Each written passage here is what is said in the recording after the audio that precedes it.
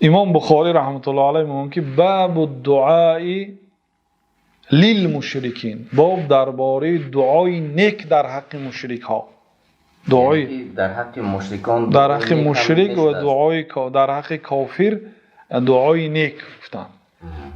حدیث در صحیح بخاری مسلم است. حضرت ابو هریره هم روایت میکنند طفیل بن عمرو دوسی از قبیله یمن سردار قبیله بود. به نزد پیامبر صلی الله علیه و سلم می آید. خلاصه این قصه دراز است. وقتی که می آید مردم مکه میگن که به گوشا پخته تقان که در بین مکه یک سحرگری پیدا شده است که پول و مالت آورده میدهی، مردم از دین بی دین کرده ایستاده‌اند. طفیل گفت که من آدمی با عقل باشم. گفت سردار قبیله بود.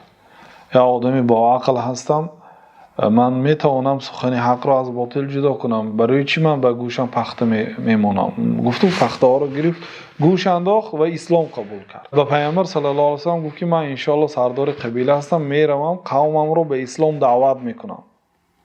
رفت قوم رو جمع کرد، دعوت به اسلام کرد که آنها قبول نکردند. بعد آمد به مدینه گفت که یا رسول الله عصت دوس و ابت و عصت.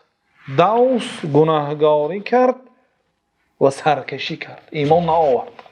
ادعو الله علیهم، در حق آنها دعای بد کنید یا رسول الله. یعنی آنها دعوت شما را نپذیرفتند، سرکشی کردن از قبول اسلام.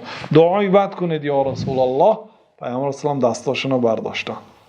مردم گفتن که در دلشون هلاکتی دوس هلاک شد. یعنی که تمام. پیامبر اسلام وقتی که دست برداشتن قبیله دوس از بین میره دکن، چون که میدونید که پیامبر اسلام دعاشون مستجاب بود. بعد ناگاه پیامبر مهربان اللهم اهد دوسا و اتی بهم، اللهم اهد دوسا و اتی بهم، اللهم اهد دوسا و اتی بهم. پروردگارا دوس را هدایت کن و آنها را بیار. 3 مراتب.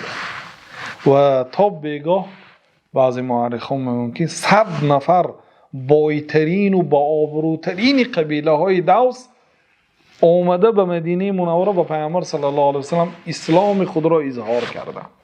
الله پاک است.